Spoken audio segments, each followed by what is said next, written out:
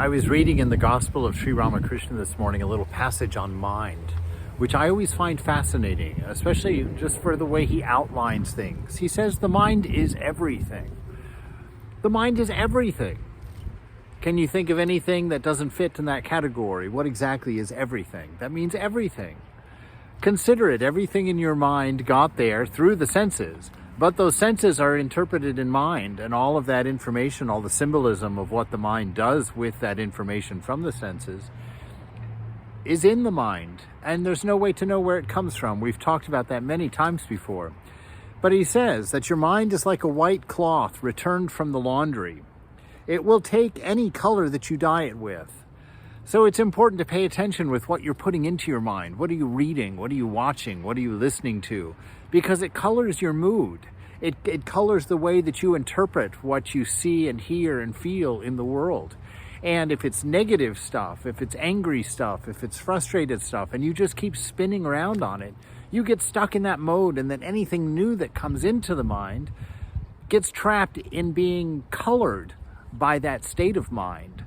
And that's why so many of the world's scriptures spend so much time telling us to be pure and to be aware of what we look at and what we eat and what we touch and what we enjoy and what we go looking for.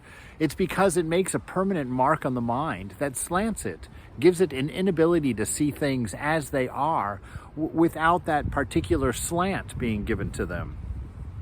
He says knowledge is of the mind and ignorance is of the mind. So everything is in there.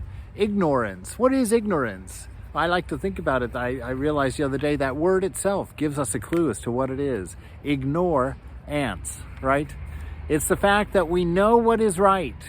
We know how to be and how we should be in the world, but we tend to ignore it when we want something selfish or we want something different. We focus on something different and we just stop looking. You know, I can remember when my mother as a teenager would tell me, go out and mow the yard, and I would sit there watching Tom and Jerry and swear that I never heard her tell me to go out and mow the yard. That's exactly what Ramakrishna is talking about. That's ignorance. When you ignore what you know inside, deep in your core, is the best thing, and you choose something different, either for pleasure or for entertainment or for excitement. You know, and all of these exist here in the mind. He says when you say to a certain person that they have become impure, you mean that impurity has covered that mind. So it's not a judgment about them as a person.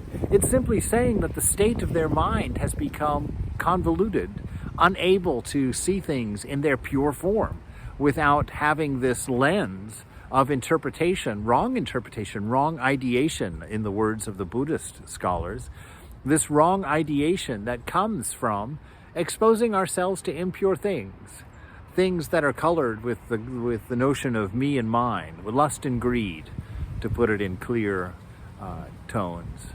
So watch your mind today. Be careful of what you put in there. Don't be mindless about what you put in your mind, because it will color it and it will affect you in the long run. So do your very best to keep your mind clear for seeing things as they are.